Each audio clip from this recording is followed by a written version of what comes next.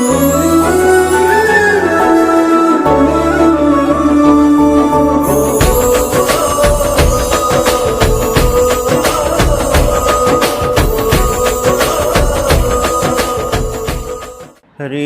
ఓం.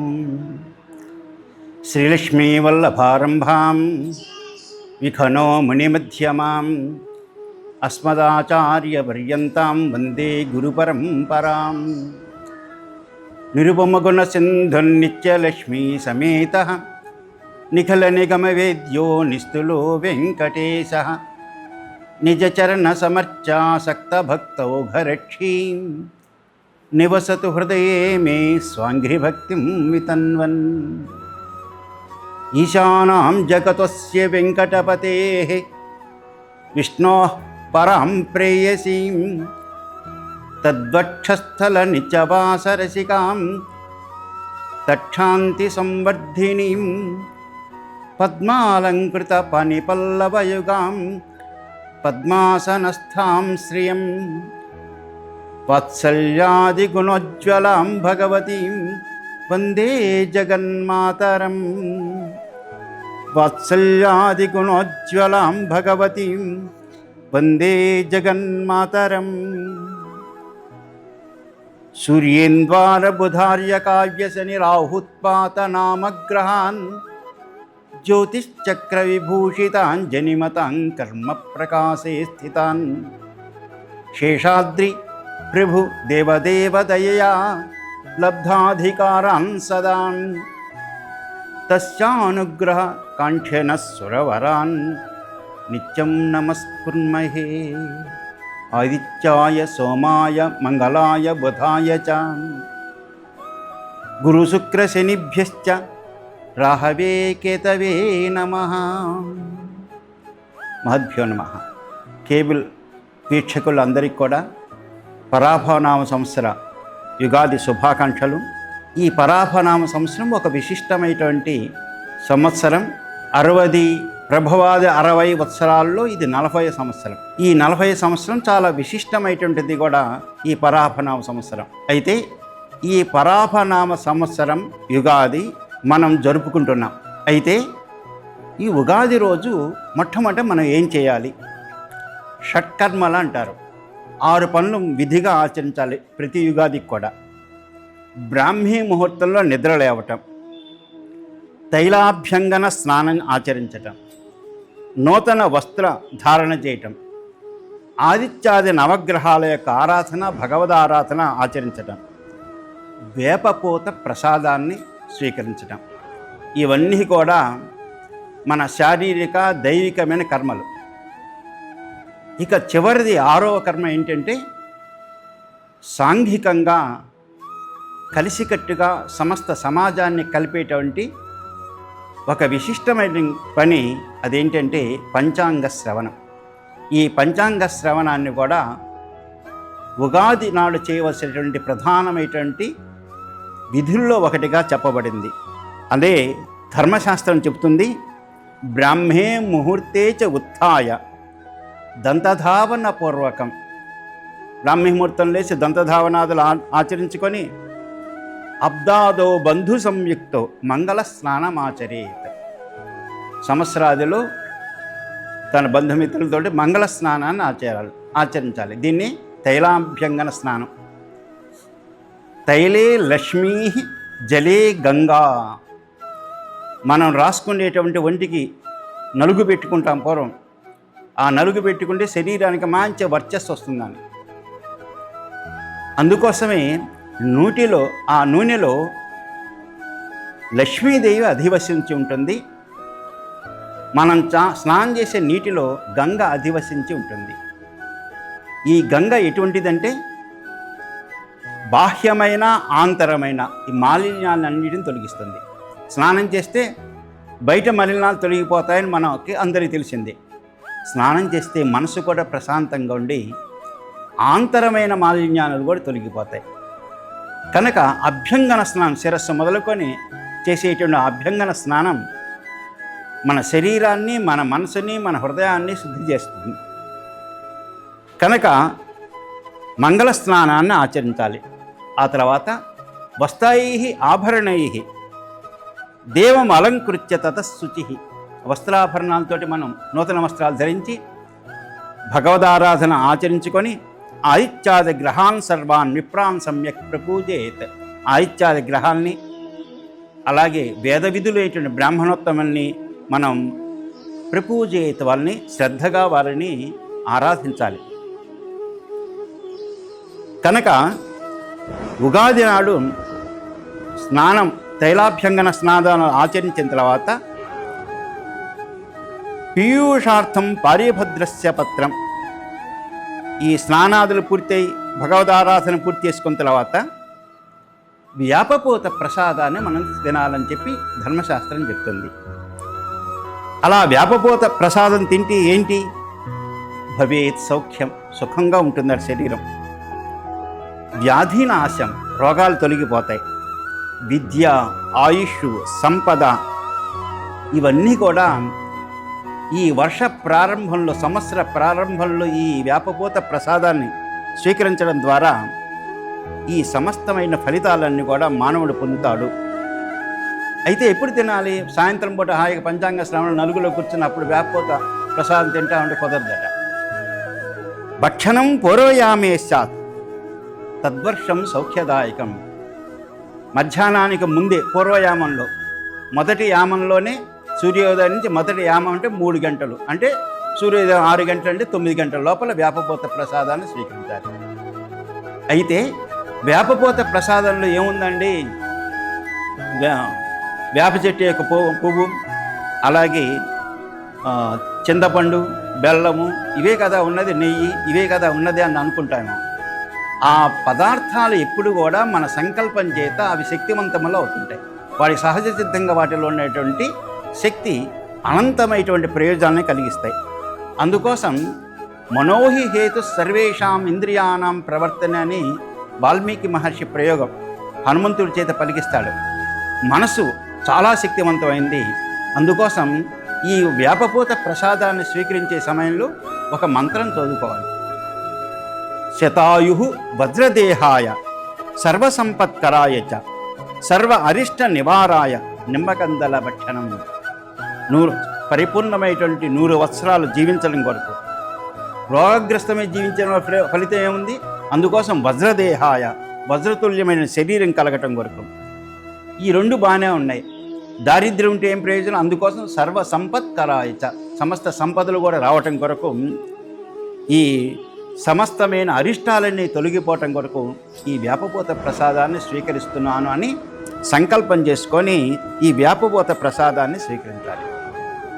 ఈ 2 బాగానే ఉన్నాయి. షట్కర్మాలు పూర్తయినాయి మనకి. అయితే ఇంకోటి ప్రధానంగా ఈ ధర్మశాస్త్రాల్లో ఉగాది నాడు చెప్తుంది ప్రపాదానం అని. చెరువులు అలాగే జలాశయాలను తవ్వించటం. ఈ జలాశయాలని శుభముహూర్తాన్ని బ్రాహ్మణాదులు నిర్దేశించినటువంటి, జ్యోతిష్ పండితులు నిర్దేశించినటువంటి శుభముహూర్తంలో ఈ జలాశయాన్ని త్రవ్వటం ప్రారంభించాలి. మా ఊర్లో ఆల్రెడీ చెరువులు ఉన్నాయండి, ఇంకో చెరువు స్థలం ఎక్కడ ఉంటుందని అనుకోవచ్చు. అయితే ఈ జలాశయాల్ని త్రవ్వే సమయంలో పుణ్యేహన్ని విప్రగతే ప్రపాదానం సమాలభేత్ ప్రపేయం సర్వసామాన్య భూతేభ్య ప్రతిపాదిత. ఈ చెరువు కులాల వారి విభజించబడేది కాదట. చెరువు ఊరు మొత్తానికి అది ఉపయోగించుకునే విధంగా ఉండాలట. ఊరు మొత్తంలో ప్రజలు మాత్రమే కాదు, ఊర్లో ఉన్నటువంటి సమస్త ప్రాణులు. భూతేభ్య సర్వేభ్య భూతేభ్య ప్రతిపాదిత అని సంకల్పం చేయాలి. నేను తవ్వించినటువంటి జలాశయం అన్ని ప్రాణులకి ఇది స్వీకరించబడాలి అని సంకల్పం చేసి ఈ అంటే ఈ జలాశయాన్ని తవ్వాలట. ఒకవేళ మనకి అవకాశం ఉండదు, అవసరం కూడా ఉండదు, ఊర్లో జలాశయం తవ్వించేటువంటి అవసరం, అప్పుడు ఏం చేయాలి? అప్పుడు ధర్మఘట అని చెప్పబడిందన్నమాట. ఈ ధర్మఘటాన్ని మనం ప్రజలకి, అంటే ఎవరైతే దాహార్తులు ఉంటారో వాళ్ళకి ఆ ధర్మఘటంలోని చల్లటి నీటిని ఇవ్వాలట. ఒక కలశానికి వస్త్రం చుట్టి, చల్లని వస్త్రం, మనం కూడా ఇంట్లో కొండ పెట్టుకుంటే దాని చుట్టూ గుడ్డ చుట్టి దాన్ని తాపి తడుపుకుంటాం. అలాగ వస్త్రం చుట్టబడినటువంటి ఓ కలశంలో నీరు ఉంచేసి ఆ నీటిని, ఆ కలశాన్ని ఏమంటామంటే ధర్మఘటం అంటాం. ఆ ధర్మఘటంలో బ్రహ్మ విష్ణు మహేశ్వరులందరూ కూడా అధివసించి ఉంటారు. ఆ ధర్మఘటాన్ని ఎవరైతే దాహార్తులు ఉన్నారో వాళ్ళకి ఇవ్వాలి. దీన్నే మనం ఏమంటుంటామంటే చలివేంద్రాలు అని చెప్పి వచ్చింది దానికి. కనుక ఆ ధర్మఘటాలు చలివేంద్రాలుగా పరిణామం చెందినాయి అన్నమాట. ఇది ప్రధానంగా మనకి చెప్పబడుతూ వచ్చినాయి. ఉగాది నాడు చేయవలసినటువంటి 6 విధులతో పాటు మనకి చలివేంద్రాలు అనుకుంటున్నాం కదా, ఆ చలివేంద్రాలని ఏర్పాటు చేసి, ఇప్పుడు బాగా ఎండలు ముదిరేటువంటి కాలం, అందుట్లో ఈ సంవత్సరం ఇంకా విపరీతంగా ఎండలు ఉంటాయట. కనుక ఈ సమయంలో దాహం కలిగినటువంటి వాళ్ళకి చల్లటి నీరు అందించడం ప్రాణం ఇవ్వటం లాంటిది. కనుక ప్రపాదానానికి అంత విశిష్టత మన ధర్మశాస్త్రాలు చెప్తున్నాయి. ఈ విధులను జాగ్రత్తగా గుర్తుంచుకొని మనం పంచాంగ శ్రవణంలో ఆ కార్యక్రమానికి ముందుకు నడుద్దాం. శ్రీ కళ్యాణ గుణావహం రిపుహరం దుస్వప్న దోషాపహం గంగా స్నాన విశేష పుణ్యఫలదం గోదానతుల్యం నృణాం ఆయుర్వృద్ధిదముత్తమం శుభకరం సంతాన సంపత్ప్రదం నానాకర్మ సుసాధనం సముచితం పంచాంగమాకర్ణ్యతాం. మంగళకరమైనటువంటి గుణాల్ని కల్పింపజేస్తుంది ఈ పంచాంగ శ్రవణం. ఉగాది నాడు నలుగురితో పాటు, అందరితో పాటు సామూహికంగా వినటం వల్ల శత్రువుల్ని తొలగిస్తుంది. అంటే శత్రువు అనేవాడు మనకు లేకుండా చేస్తుంది. అంటే మనల్ని ఎవరు విరోధంగా చూడకుండా చేస్తుంది అన్నమాట. అంటే స్నేహభావాన్ని పెంపొందింపజేస్తుంది. దుస్వప్నాలు ఏవి కలిగితే ఆ దోషాన్ని తొలగిస్తుంది. గంగా స్నానం చేస్తే ఎలాంటి ఫలితం అయితే వస్తుందో, గోదానం చేస్తే ఎలాంటి ఫలితం అయితే వస్తుందో, అలాంటి ఫలితాన్ని ఈ పంచాంగ శ్రవణం వల్ల మనం పొందుతాం. ఆయుర్వృద్ధి, అలాగే సత్సంతానము, సమస్తమైనటువంటి సంపదలు, ఇలాగా అనేకమైనటువంటి నానాకర్మ సుసాధనం, అనేకమైనటువంటి పనులన్నీ కూడా బాగుగా సాధించుకోవటం కొరకు ఈ ఉగాది నాడు పంచాంగ శ్రవణ కార్యక్రమాన్ని అందరూ కూడా సామూహికంగా ఉండి వినటం అనేది చాలా విశేషమైనదిగా ధర్మశాస్త్రాలు చెప్తున్నాయి. అయితే పంచాంగం అంటే ఏంటి? తిథిర్వారశ్చ నక్షత్రం యోగ కరణమేవచ పంచాంగమితి జానీయాత్ లోకసాధన కారణం. తిథి వార నక్షత్ర యోగ కరణాలు ఇవన్నీ 5 చెప్పబడ్డాయి. ఈ 5 భాగాలతో కూడిన కాలస్వరూపుడు కనుక దీన్ని పంచాంగం అన్నమాట. అంటే 5 భాగాలతో కూడిన కాలస్వరూపుని యొక్క స్వరూపాన్ని మనం ఈ పంచాంగ శ్రవణంలో తెలుసుకుంటాం అన్నమాట. అయితే ఈ పంచాంగ శ్రవణంలో ఖచ్చితంగా శ్రవణం అనేది ప్రధానం.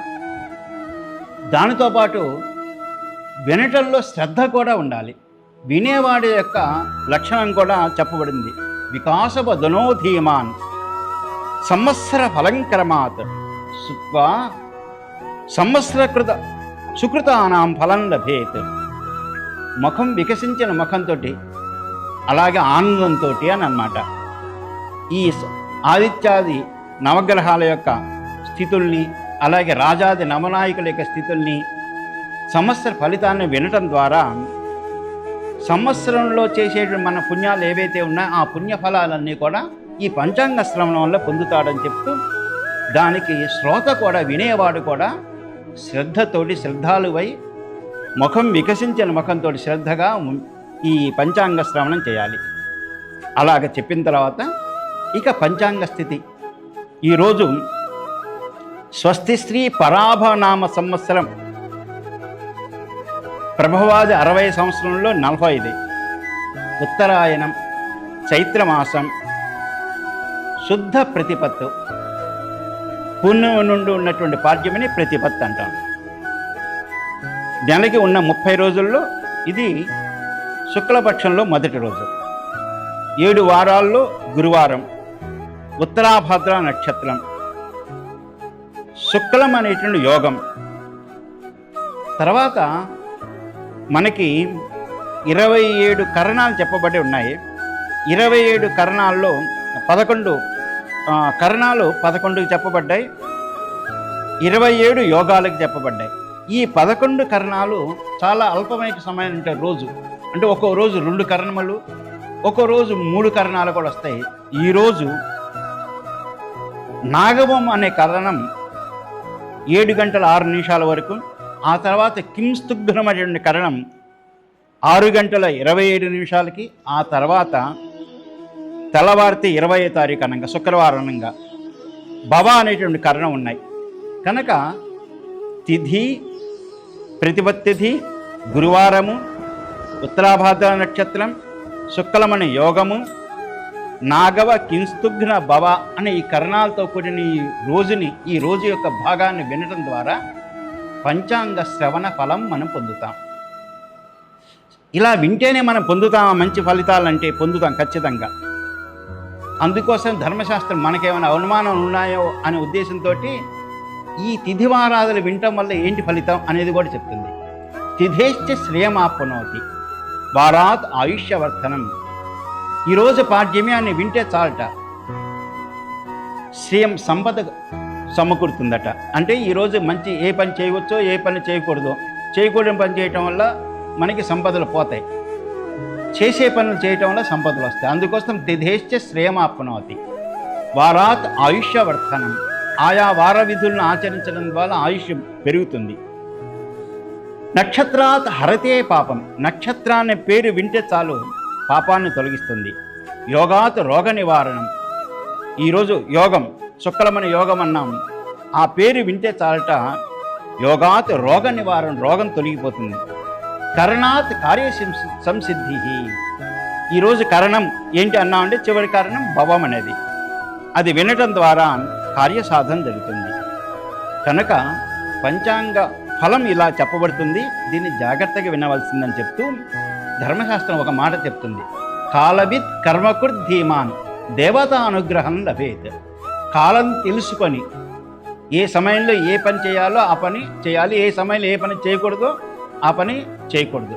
కాలవిత్ కర్మకుర్ ధీమాన్. సమయం తెలుసుకొని ఆయా పనులను ఆచరించినట్లయితే దేవతా అనుగ్రహం లభే, దేవతల యొక్క అనుగ్రహాన్ని ఈ జీవుడు పొందుతాడని చెప్తూ ధర్మశాస్త్రం చెప్తుంది. కనుక మనం ఆయా పనుల్ని తగినటువంటి సమయంలో ఆచరించాలని ఈ ధర్మశాస్త్రం యొక్క వాక్యాన్ని సారాంశం. కనుక అలాగా మనం ఆయా పనులను తగిన సమయంలో ఆచరించడానికి పంచాంగం మనకి చాలా ఉపయోగకరంగా ఉంటుంది.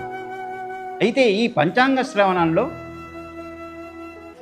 కాలపురుషుని యొక్క 5 భాగాల గురించి తెలుసుకున్న తర్వాత అసలు కాలస్వరూపుడిగా ఎవరున్నారు ఇప్పుడు ప్రస్తుతం అంటే బ్రహ్మ. బ్రహ్మ యొక్క ఆయుః ప్రమాణాన్ని వినాలి. ఆ బ్రహ్మ యొక్క ఆయుః ప్రమాణం వినటం వల్ల యజ్ఞఫలాన్ని పొందుతాడు జీవుడు అని చెప్పి, ఇప్పుడు మనకి జరుగుతున్న బ్రహ్మ పరమాత్మ యొక్క మనస్సంకల్పం నుండి ఎదురుగా నా వెనకాల వికనస మహర్షి ఉన్నారు. సాక్షాత్ శ్రీమన్నారాయణ యొక్క సంకల్పం ద్వారా ఆవిర్భవించినటువంటి బ్రహ్మ అన్నమాట. భగవద్ ఆరాధనని మనకు ఉపదేశించినటువంటి ఆ దివ్యమైనటువంటి భగవద్ నారాయణ యొక్క అంశ సంజాతుడు విఘ్నో మునీంద్రుడు. కనుక అలాగా మానసమైనటువంటి భగవంతుని సంకల్పం చేత ఆవిర్భవించేటువంటి వాళ్ళు, నేత్రాల నుంచి ఆవిర్భవించేవాళ్ళు. ఇప్పుడున్నటువంటి బ్రహ్మకాలం ఎటువంటి కాలం ఏంటంటే పరమాత్మ యొక్క నాభికమల నుండి ఆవిర్భవించిన బ్రహ్మ యొక్క ఆవిర్భవించిన కాలం అన్నమాట. ఈ బ్రహ్మ యొక్క ఆవిర్భావం ఇచ్చిన తర్వాత ఈయన యొక్క ఆయుః ప్రమాణం ఏంటంటే 100 సంవత్సరాలు. మన 100 సంవత్సరాలు సమాన బ్రహ్మ యొక్క 100 సంవత్సరాలు కావు. బ్రహ్మ యొక్క 100 సంవత్సరాల యొక్క స్థితి మన యొక్క 100 సంవత్సరాలను లెక్కేసుకుని పెడితే ఎంతవుతుందంటే సౌర సంవత్సరాలు మన వత్సరాలు ఎంతవుతుందంటే 3,11,04,000 కోట్ల సంవత్సరాలు అవుతుంది.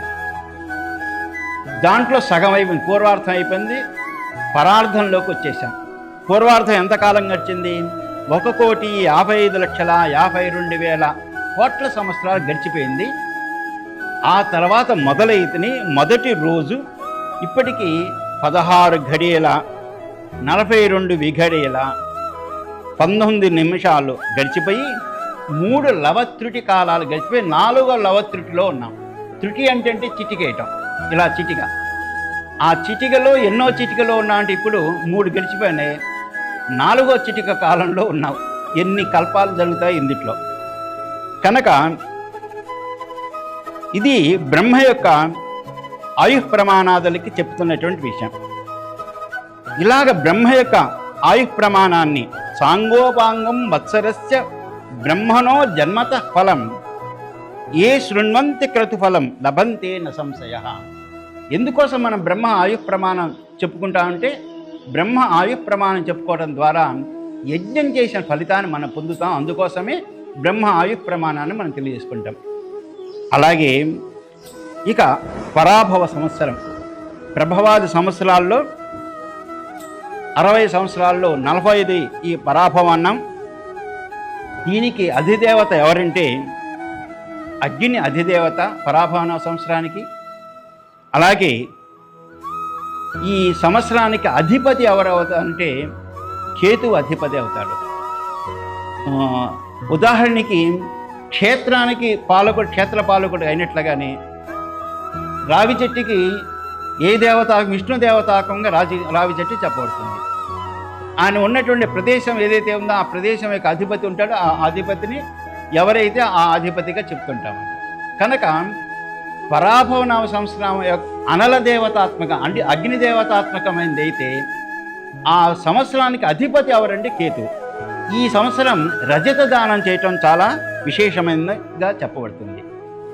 అయితే ఈ సంవత్సర ఫలితాన్ని నారద సంహిత, మేదిని జ్యోతిషం ఇవన్నీ కూడా ఈ విధంగా చెప్తున్నాయి. పరాభవనామ సంవత్సరంలో రాజానా ప్రాప్నువంతి పరాభవం, రాజులు పరాభవాన్ని పొందుతుంటారట. ఆమయ క్షుద్రధాన్యాన్ని ప్రభూతాన్ని సువృష్టయ, రోగాలు ప్రబలుతాయి. అలాగే క్షుద్రధాన్యాన్ని చిన్న చిన్న నువ్వులు చిరుధాన్యాలు బాగా వాటి యొక్క పంట బాగా ఉంటుంది. అలాగే మంచి వర్షాలు కురుస్తాయని చెప్పి నారద సంహిత ఇస్తుంది. అలాగే మేదిని జ్యోతిషం కూడా పార్థవై మండలీయశ్చ సామంతై దండనాయకై పీడ్యంతే వై ప్రజా సర్వా క్షుధార్థాశ్చ పరాభవే. ఈ పరాభవనామ సంవత్సరంలో రాజుల చేత, మండలాధిపతుల చేత, సామంతుల చేత, దండనాయకుల చేత ప్రజలు బాధింపబడతారని చెప్పి క్షుధార్థాశ్చ పరాభవే, ఆకలితో అందరూ కూడా బాధ నొందుతారని చెప్పి ఈ పరాభవనామ సంవత్సర ఫలితాన్ని సామాన్యంగా చెప్పబడుతూ వచ్చిందన్నమాట. అయితే ఈ పరాభవనామ సంవత్సరాన్ని అందరూ కూడా ఏమంటుంటారంటే ప్రతి సంవత్సరంలో ప్రతి కాలంలో మంచి చెడు రెండు ఉంటాయి. కష్టం ఉంటుంది, సుఖం ఉంటుంది. అయితే కష్టంతో పాటు సుఖంతో పాటు రెండు కూడా సమ్మిళితమై ఉంటాయి. కనుక ఈ పరాభవనామ సంవత్సర ఫలితాన్ని చెప్తే పరాభవం అంటే మనకి అవమానం అని చెప్తుంటా, పరాభవో పరిభవ అని. కానీ పరాభవ శబ్దం యొక్క ఈ సంవత్సర ఫలితాన్ని జాగ్రత్తగా మనం పరిశీలించినట్లయితే పరాభవ శబ్దానికి అవ్యయ కోశం, అవ్యయ నిఘంటు ఏం చెప్తుందంటే పరాభృశే. భృశే అంటే అత్యధికమైన అని అర్థం అనమాట. అలాగే పరా పౌనఃపుణ్యే అని క్షీరస్వామి చెప్తాడనమాట. కనుక ఈ సంవత్సరం పరా భవతీతి పరాభవ, మనకు అనంతమైనటువంటి శుభాలు జరిగేటుంది కనుక పరాభవం అని చెప్పబడుతుంది. పరాభవం అంటే అవమానం అని అర్థం కాకుండా పరా అంటే అత్యంతమైన భవః, సంపదల యొక్క సృష్టి జరుగుతుంది కనుక పరాభవం అనేది మనం ఆ అర్థంలో దీన్ని స్వీకరించే విధంగా నవనాయకుల యొక్క పరిశీలన జరిగినప్పుడు మనకు తెలుస్తుంది. అలాగే పరాశబ్దానికి పౌనఃపుణ్యం, మాటి మాటికి అనంతమైన సంపదలు సృష్టించబడతాయి కనుక పరాభవ అని చెప్పి క్షీరస్వామి చెప్పినటువంటి నిఘంటు యొక్క స్థితిని అనుసరించి మనకి ఆ ఫలితాలు చెప్పబడుతూ వచ్చినాయి. కనుక పరాభవం అనగానే అవమానం అని భావించద్దు. పరాభవం అంటే అనంతమైనటువంటి సృష్టి ఉత్పన్నమైనటువంటి కాలం అని భావించండి. పరాభవం అంటే అనంతమైనటువంటి సంపదలు పౌనఃపుణ్యమైన మాటి మాటికి ఉత్పన్నమైతేగా ఉండేదిగా భావించవలసిందిగా కోరుతున్నాం. అయితే ఎందుకోసం ఇలా చెప్తున్నాం, ఈ సంవత్సరం రాజు గురువు. మనకి ఏ వారం నాడు సంవత్సరాది ప్రారంభమవుతుందో ఆ వార అధిపతి మనకి రాజు అవుతాడు. గురువారం నాడు సంవత్సరం ప్రారంభమైంది కనుక రాజు గురువు, మంత్రి కుజుడు. అలాగే సేనాధిపతి, అర్ఘాధిపతి, మేఘాధిపతి, ఈ 3 ఆధిపత్యాలు చంద్రుడికి వచ్చినాయి. అలాగే సస్యాధిపతి నీరసాధిపతి శుక్రుడు, అలాగే రసాధిపతి సూర్యుడు. ఇలాగా నవనాయకుల్లో 7 ఆధిపత్యాలు శుభగ్రహాలకు వచ్చినాయి. 2 ఆధిపత్యాలు మాత్రమే పాపులకు వచ్చినాయి. ఆ 2 కూడా ఏంటంటే మంత్రి కుజుడు కావటం, రెండోది రసాధిపత్యం సూర్యుడికి ఉండటం. కనుక రాజాది నవనాయకుళ్ళు 7 శుభులు, 2 పాపులు. అలాగే పురోహితాది 21 ఉపనాయకుల్లో 14 మంది శుభులు, 7 పాపులు. కనుక ఇంకొక ప్రధానమైన అంశం ఈ సంవత్సర ఫలితం చెప్పుకునే సమయంలో ఈ వ్యవసాయానికి వీటికి కూడా ప్రధానమైనది సూర్యుడు ఆర్ద్ర రాశిలో ప్రవేశించే కాలాన్ని కూడా తీసుకుంటాం. 22/6/2026 రాత్రి 8:58 సూర్యుడు ఆర్ద్ర నక్షత్రంలో ప్రవేశించాడు. అలాగే పశుపాలకుడు గోష్ఠాగా అంటే పశువుల కొష్టం నుండి పశువుల్ని బయటికి తోలేవాడు, మళ్ళీ పశువుల్ని కొష్టంలోకి తీసుకొచ్చేవాడు. ఈ 3 పదవులు కూడా, ఈ 3 బాధ్యతలు శ్రీకృష్ణ పరమాత్మ స్వీకరించాడు. వీటి అన్నిటినీ పరిశీలించగా, సమీక్షించగా ఒక్కోదానికి ఒక ఫలితం చెప్పబడుతుంది. కనుక అలా కాకుండా వీటి అన్నిటినీ పరిశీలిస్తే నవనాయకుల యొక్క, అలాగే 21 ఉపనాయకుల యొక్క, అలాగే రవి ఆర్ద్రా ప్రవేశము, పశుపాలక, గోష్ఠాగార ప్రాపక, గోష్ఠాగార భవిష్కర్త అయిన శ్రీకృష్ణ యొక్క అనుగ్రహం, వీటి అన్నిటినీ పరిశీలించినట్లయితే ఈ సంవత్సరం సుభిక్షంగా ఉంటుంది. పంటలు బాగా పండుతాయి. అలాగే పాడి పంటలు, పాడి పంట 2 కూడా సమృద్ధిగా ఉంటాయి. ప్రజలకు క్షేమము, ఆరోగ్యం ఉంటుంది. పంటలకు అనుకూలమైన వర్షం కురుస్తుంది. 4 తూముల వర్షంలో 4వ వంతు వర్షం భూమిపై పడుతుంది. సహజంగా ఎక్కువ సముద్రంలో పడుతుంది, అలా కాకుండా సముద్రంలో, పర్వతాల్లో పడుతుంది. ఇప్పుడు 4వ వంతు వర్షం భూమిపై పడటం వల్ల జలాశయాలన్నీ కూడా నిండి ఉంటాయి. తెల్లని ధాన్యం బాగా పండుతుంది. అలాగే జూన్ 5వ తారీఖు అధిక జ్యేష్ఠ అంటే బహుళ పంచమి. ఆ రోజు జూన్ 5వ తారీఖు అధిక జ్యేష్ఠ బహుళ పంచమి నాడు తొలకరి ప్రారంభమవుతుంది. జూన్ 5 నాడు తొలకరి ప్రారంభమవుతుంది. అలాగే తీర్థయాత్రలు, గంగాది పవిత్ర నదుల్లో స్నానం చేయటం, మతపరమైన వేడుకల్లో పాల్గొనటం, ధర్మకార్యాలను ఆచరించటం, మోక్షమునందు ఆసక్తి కలగటం, ఇవన్నీ కూడా ప్రజల్లో విస్తృతంగా ప్రబలుతాయి ఈ సంవత్సరం. భక్తి కూడా, మూఢభక్తి అది బాగా ప్రబలుతుంది. అలాగే మంత్రాలు, తంత్రాలు వీటిని సాధించాలనేటువంటి కోరికలు బాగా పెరుగుతాయి. ఎందుకోసం ఈ రెండింటి కారణం ఏంటంటే ఈ సంవత్సరానికి అధిపతి కేతువు కాటాన ఈ లక్షణాలు ప్రజల్లో వస్తుంటాయి. యోగాభ్యాసం, వేదాంత విచారణ, దైవభక్తి, జ్ఞానం, మన పూర్వీకుల యొక్క, భారతదేశంలో పుట్టిన మన ప్రాచీన మహర్షుల యొక్క వైభవం తెలుసుకోవాలనే ఆకాంక్ష, అలాగే మన తల్లిదండ్రుల యొక్క, పూర్వీకుల యొక్క సంబంధాలను ఎక్కువగా పెంచుకోవటం ద్వారా లాభాన్ని పొందటం, ఇవన్నీ కూడా ఈ సంవత్సరంలో చెప్పబడుతూ వచ్చినాయి. అయితే ఈ సంవత్సరం స్ఫోటకం అనేటువంటి రోగం రావడానికి అవకాశం ఉంది. ఈ స్ఫోటకం మొదలగు రోగాలు రాకుండా ఉండటం కొరకు కేతుగ్రహానికి శాంతి చేసుకున్నట్లయితే ఆ రోగం సంబంధించినటువంటి గ్రహశాంతి జరగటం వల్ల వాటి నుండి మనం విముక్తిని పొందుతాం. అలాగే వర్షలగ్న, జగల్లగ్నాన్ని మనం పరిశీలించినట్లయితే ఈ సంవత్సరం అధికమైన విస్తారమైన భూమి మనకి కలిసి వస్తుంది. అంటే మన దేశం యొక్క పరిధులు కాస్త విస్తరించబడతాయని చెప్పి మనకి సూచించబడుతూ వస్తున్నది. దీని ద్వారా దాన ధర్మాలు పెరుగుతాయి. సరైన సమయంలో సరైన నిర్ణయాలతో దేశ రాజకీయ నాయకులు, పాలకులు, అలాగే దేశంలో ఉండే ప్రజలు వీళ్ళందరూ కూడా సరైన సమయంలో సరైన నిర్ణయాలు తొట్టుపాటు లేకుండా స్వీకరిస్తారు. నిర్భయంగా ముందుకు సాగి దేశ పురోభివృద్ధికి వాళ్ళు ఎంతో సమిష్టి కృషితో ప్రయత్నం చేస్తారు. ఇతరులతో ఆధారపడకుండా స్వయం సమృద్ధిని సాధించేటువంటి పాలకుల వలన దేశం సుసంపన్నమవుతుంది. ఈ సంవత్సరం యుద్ధకాంక్ష ప్రబలుతుంది, ఆధిపత్య ధోరణి కూడా ప్రబలుతుంది. రక్షణ నిల్వలు అధికంగా ఉంటాయి. రక్షణ నిల్వలు అంటే ఆయుధాలు, ఇవన్నీ కూడా వాటిని అధికంగా పెంచుకుంటారు. సంప్రదాయ ఆచారాలకు అనుగుణంగా ప్రజల యొక్క జీవన శైలి ఉంటుంది. అందుకోసం ప్రజలు ఆరోగ్యంగా వాళ్ళ జీవన స్థితి మెరుగైన విధంగా కూడా ఉంటుంది ఈ సంవత్సరం. ఆర్థిక వ్యవహారాలు, జాతీయ బ్యాంకులు, జాతీయ సంపద, అలాగే దేశ ఆర్థిక పరిస్థితులు ఇవన్నీ కూడా మెరుగుపడతాయి. స్టాక్ మార్కెట్ నిలకడగా ముందుకు స్థిరంగా సాగుతుంది.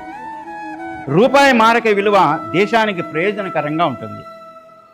అలాగే పర్యాటక, విమానయాన, రవాణా సంస్థలు చక్కగా పనిచేస్తాయి. అలాగే కమ్యూనికేషన్, వార్తా రంగం వారి యొక్క పనితీరు నిష్పాక్షికంగా ఉంటుంది. ఇది చాలా ప్రధానంగా మనకొచ్చే సమాచారాన్ని వార్తాపత్రికలు ఇవన్నీ కూడా నిష్పాక్షికంగా అందించడానికి, ప్రజల్ని చైతన్యపరచడానికి ఇవన్నీ ప్రయత్నం చేస్తాయి. అలాగే రూపాయి మారక విలువ దేశానికి ప్రయోజనకరంగా ఉంటుంది. అలాగే పర్యాటకమైనటువంటి విమానయానాలు, రవాణా సంస్థలు చక్కగా పనిచేస్తాయి. అలాగే ఈ సంవత్సరం కుటుంబ పరిస్థితులు అనుకూలంగా ఉంటాయి. వస్తు నిల్వలు బాగా పెరుగుతాయి. గృహ నిర్మాణ రంగం పరిమితులకు కట్టుబడి పనిచేస్తుంది. ఇష్టం వచ్చిన కట్టుకోవటం కాదు, దేశ అవసరాలు ఎలా ఉన్నాయో అలా కట్టుకుంటుంటారు. ఆక్రమణని ప్రభుత్వాలు ఉపేక్షించవు. పురపాలక సంఘం, పంచాయతీలు వీళ్ళు మెరుగుపడి అక్రమమైన ఆక్రమణలు ఎక్కడైతే ఉన్నాయో వాటిని తొలగించి సకలమైనటువంటి కట్టడాలు కట్టే విధంగా నియమిస్తారన్నమాట. అలాగే ఇతర దేశాలతో ఒప్పందాలు మన దేశానికి మెరుగ్గా ఉంటాయి. ఇతర దేశాలతో దౌత్య సంబంధాలు ఆశాజనకంగా ఉంటాయి. ఆ దౌత్య సంబంధాల వల్ల ఏర్పడినటువంటి నియమాలు ఏవైతే ఉన్నాయో అవి మన దేశానికి అనుకూలంగా ఉంటాయి. విశ్వవిద్యాలయాలు ఎలా ఉంటాయంటే సృజనాత్మకమైనటువంటి పనుల్ని పెంపొందించుకునే విధంగా, అంటే సృజనాత్మకమైనటువంటి విజ్ఞానం పెరిగే విధంగా విశ్వవిద్యాలయాలు ఈ సంవత్సరం పనిచేస్తాయి. దేశ సంపద పెరుగుతుంది. అనేక సవాళ్ళను అధిగమించి దేశం లాభాల బాట పడుతుంది. అలాగే విదేశీ మారక ద్రవ్య విలువలు గత సంవత్సరం కంటే కొద్దిగా తగ్గినా ఆదాయం అనేక రూపాల్లో మనకి దేశానికి వస్తుంది. అలాగే దేశ సార్వభౌమ అధికారానికి అది ఏమాత్రం తిరిగి ఉండదు. మన దేశ సార్వభౌమాధికారంలో ఎటువంటి తిరుగు ఉండకుండా సుస్థిరంగా మనం సార్వభౌమాధికారాన్ని మనం కాపాడుకుంటాం. ఇతర దేశాల్లో మన దేశ ప్రతిష్ట మెరుగవుతుంది. అలాగే ప్రభుత్వ రంగ సంస్థలు సృజనాత్మకత, నైపుణ్యాన్ని అభివృద్ధి సాధించి నూతన పరిశోధనలు, ఆవిష్కరణలు సాధిస్తాయి. అలాగే ప్రభుత్వేతర సంస్థలు అన్నీ కూడా లాభాల్లో ఉంటాయి. రక్షణ రంగ పరిశ్రమ నూతన ఆయుధాన్ని, క్షిపణుల్ని, యుద్ధ విమానాన్ని తయారు చేసి రక్షణ రంగాన్ని బలోపేతం చేయటమే కాకుండా అధికమైన విదేశీ ద్రవ్యాన్ని ఆదాయంగా వస్తాయి. అలాగే కేంద్ర రాష్ట్ర ప్రభుత్వాలు నైతిక విలువలతోటి సమాజ వికాసానికి అనుకూలమైనటువంటి నిర్ణయాలతోటి ఆయా కర్మలకి శ్రీకారం చుడతారు. ప్రజాసమ్మతమైన ప్రయోజనకరమైన చట్టాలను తెచ్చి ప్రజల యొక్క వాళ్ళ యొక్క మన్నల్ని పొందుతారు. మన దేశం చుట్టూ సైనిక స్థావరం ఏర్పాటు చేసే ప్రయత్నాలు కేంద్ర ప్రభుత్వం నిరోధిస్తుంది. అలాగే ఆంధ్ర రాష్ట్రం సాంకేతిక పరిజ్ఞానంతో రాష్ట్రాన్ని దేశంలో అగ్రగామిగా చేసే ప్రయత్నాలు ఏదైతే ఉన్నాయో ఆ ప్రయత్నాలు ఈ సంవత్సరం ఫలిస్తాయి. దేశంలో ఆత్మహత్యలు, కరువు కాటకాలు, నేరాలు, మోసాలు ఇవన్నీ కూడా తగ్గుముఖం పడతాయి. అంటువ్యాధులు అరికట్టబడతాయి. అలాగే రైల్వే, వైమానిక సంస్థలు, రవాణా రంగం, రహదారి మార్గాలు ఇవన్నీ కూడా ఆధునీకరించబడతాయి. మఠాధిపతులు గౌరవం పెరుగుతుంది. దేశానికి సమర్థవంతమైన నాయకత్వం లభిస్తుంది. విద్య, శౌర్యం అంటే పరాక్రమం, సాహసమైన కార్యక్రమాలు, నాయకత్వం, వీటిలో మంచి నీతి కుశలత కలవారికి, అలాగే పరోపకారం చేసే ధార్మికులకు ఆకస్మికంగా రాజసన్మానాలు వాళ్ళ గుర్తింపు వచ్చి, ప్రభుత్వ పరంగా గుర్తింపు వచ్చి ఆకస్మికంగా రాజసన్మానాలు ఇవన్నీ కూడా జరుగుతాయి. అలంకార సామగ్రికి, రెడీమేడ్ వస్త్రాలకి, ఆభరణాలకి గిరాకీ పెరుగుతుంది. అలాగే ఉత్పత్తి రంగం, ఐటీ రంగం, రియల్ ఎస్టేటు, భవన నిర్మాణ రంగాలు, అలాగే సోలార్ ప్రాజెక్టులు ఇవన్నీ కూడా అభివృద్ధిని సాధిస్తాయి. జలాశయాల యందు సమృద్ధిగా నీరుంటుంది. దేశంలో, రాష్ట్రంలో రాజకీయ పరంగా అధికార మార్పులు కొన్ని జరుగుతూ ఉంటాయి. ఎర్రటి నేలలు, నల్లరేగడి నేలలు బాగా పండుతాయి. అలాగే వరి, గోధుమ, మిర్చి, మొక్కజొన్న, వేరుశనగ, నువ్వులు, పత్తి, వాణిజ్య పంటలు బాగా పండుతాయి. బాగా పండటం మాత్రమే కాదు, అవి మంచి ధరలు కలిగి రైతులకు ఆనందాన్ని కలిగిస్తాయి. నూనె, పామాయిల్ వంటి నూనె పంటలకు, ఆక్వా, పౌల్ట్రీ పరిశ్రమలకు, రైస్ మిల్లర్లకు అన్ని విధాలా బాగుంటుంది.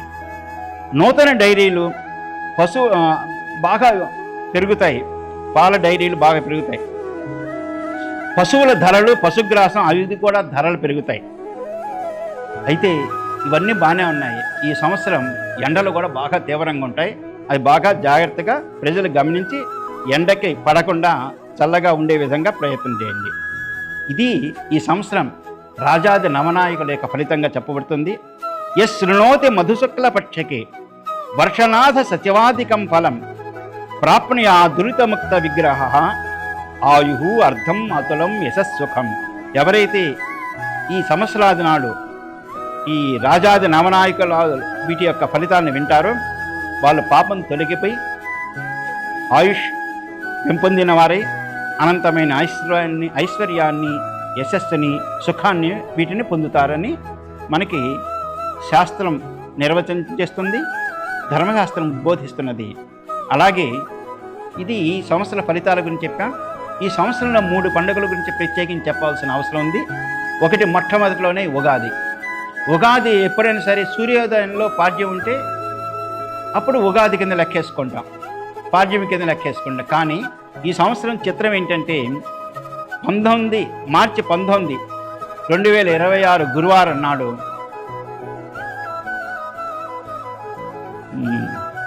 7:06 పాడ్యమి ప్రారంభమైంది. చైత్రశుద్ధ పాడ్యం 7 గంటల, సూర్యోదయం తర్వాత 7:06. మరుసటి రోజు తెల్లవారుజాను సూర్యోదయానికి ముందు 5:47 పాడ్యం పోయింది. కనుక ఇలాంటి పాడ్యంని ఏమంటామంటే ఏష్యా అంటామన్నమాట. ముందు రోజు సూర్యోదయం తర్వాత వచ్చింది, మరుసటి రోజేమో సూర్యోదయానికి ముందే అది అయిపోతుంది. ఇలాంటి సమయంలో దేన్ని మనం తీసుకోవాలి అంటే ఈ ఏష్యమైన పాడ్యమిన ప్రతిపత్తిగా స్వీకరించి 19వ తారీఖే సూర్యోదయ సమయంలో పాడ్యమి లేకపోయినప్పటికీ చైత్రశుద్ధ పాడ్యమిని 19వ తారీఖే నిర్ణయం చేశారు. కనుక ఈ సంవత్సరం యుగాది మార్చి 19, 2026 గురువారం నాడే ప్రారంభం. అలాగే ఇది శాస్త్ర నిర్ణయం. విజయదశమి విషయంలో కూడా ఒక సందేహం ఉంది. ఈ విజయదశమి నాడు అక్టోబర్ 20వ తారీఖు మంగళవారం, నవమి ఉదయం 9:11, శ్రవణం పగలు 3:43 వరకు ఉంది. అయితే మరుసటి రోజు దశమి ఎంతవరకు ఉందంటే 21వ తారీఖు బుధవారం నాడు, అక్టోబర్ 21 బుధవారం నాడు దశమి 10:30 మాత్రమే ఉంది. నక్షత్రం చూస్తే నక్షత్రం కూడా ఆ రోజు సాయంత్రం రాక ధనిష్ట నక్షత్రం ఉంది. కనుక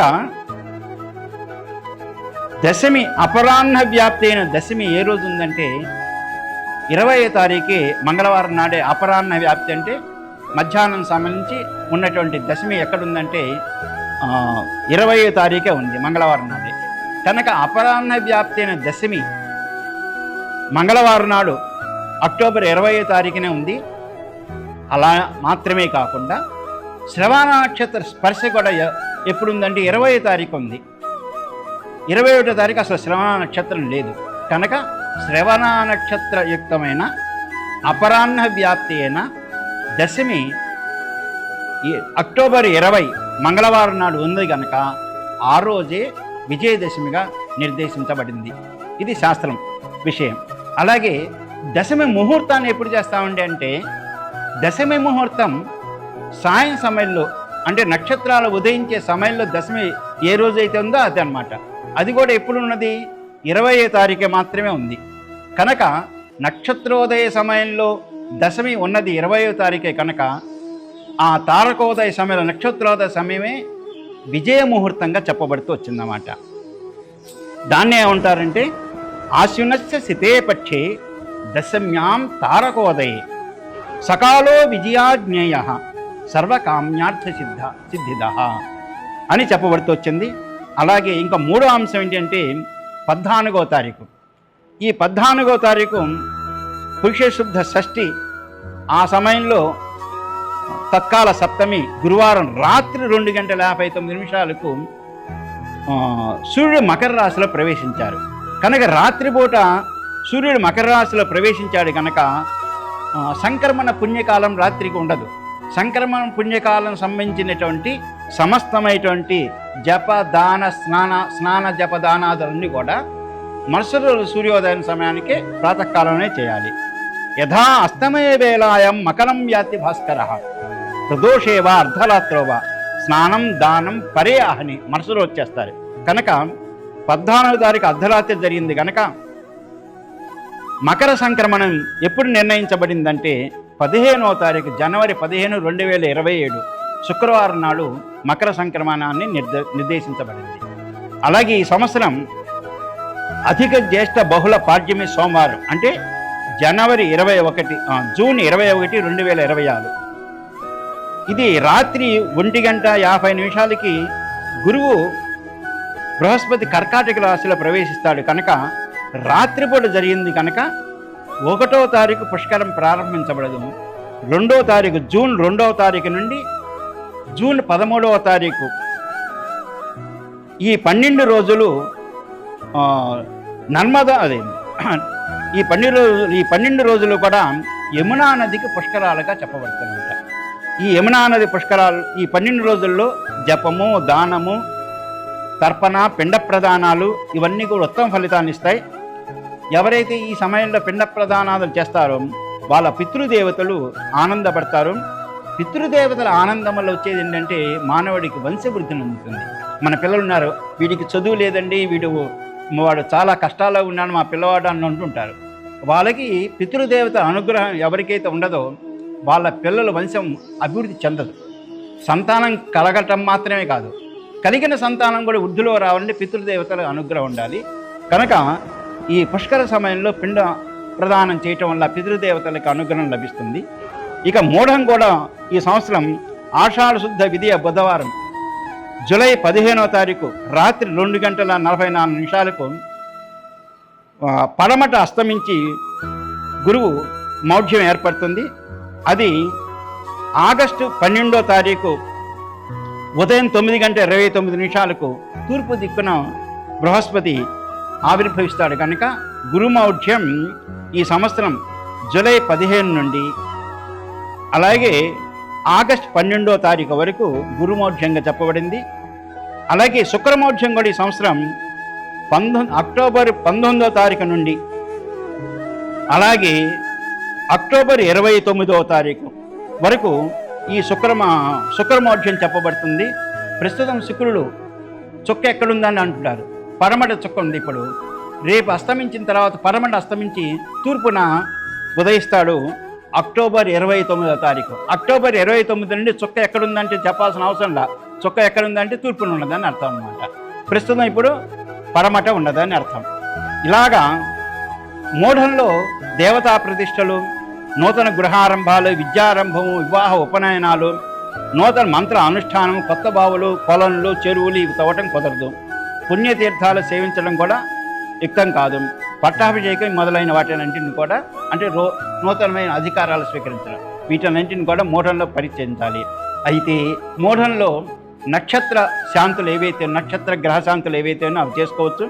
రోగ సంబంధమైన శాంతులు ఏముంటే అవి చేసుకోవచ్చు. అలాగే అభిషేకాదులు శివాభిషేకాలు ఇవన్నీ కూడా యథావిధిగా చేసుకోవచ్చు. మాస ప్రయుక్తమైన సంస్కారాలు ఉంటాయి. ఉదాహరణకి నామకరణం ఇట్లాంటివి అన్నమాట. నామకరణం, అలాగే అన్నప్రాసన, ఇవన్నీ ఉంటాయి ఆయా నెలల్లో చేయవలసిన విధులు. ఈ మాస ప్రయుక్తమైనటువంటి కార్యక్రమాలు యథావిధిగా ఆచరించుకోవచ్చు. అలాగే ప్రతి సంవత్సరం లాగానే మే 4వ తారీఖు డొల్లు కర్తరి ప్రారంభమైంది. మే 11వ తారీఖు నిజ కర్తరి ప్రారంభమై 29వ తారీఖు కర్తరి ముగుస్తుంది. ఈ కర్తరిలో చెట్లు నాటడం, చెట్లు నరకటం, అలాగే వ్యవసాయాన్ని ప్రారంభించటం, విత్తనాలు వేయటం, భూమిని తవ్వటం, కొత్త గ్రామాలు నిర్మించటం, నూతన గృహాలను కట్టడం, తోటలు వేయటం, కొత్త బావులు చెరువులు త్రవ్వటం, కొత్త బండిని కొనుక్కొనటం, వాటిని ఎక్కటం, వీటి పనికిరాదు. ఇది కత్తెర నాడు. ఉపనయనము, వివాహం, గృహప్రవేశము, యజ్ఞము, ఈ మండపాదులు కట్టడం, వీటిని మటుకు యథావిధిగా ఆచరించుకోవచ్చు. అలాగే మకర సంక్రమణ పురుషుడు అంటాడు. మకర సంక్రాంతిలో సంక్రమయ్య పురుషుడు అంటారు అన్నమాట. ఈ సంక్రమయ్య పురుషుని యొక్క పేరు ఈ సంవత్సరం ఏంటంటే మిశ్ర అని పేరు. ఈ పేరు వల్ల పశువులకి భయంగా ఉంటుంది. శుద్ధోదక స్నానం వల్ల సుఖ సంతోషాలు ఉంటాయి.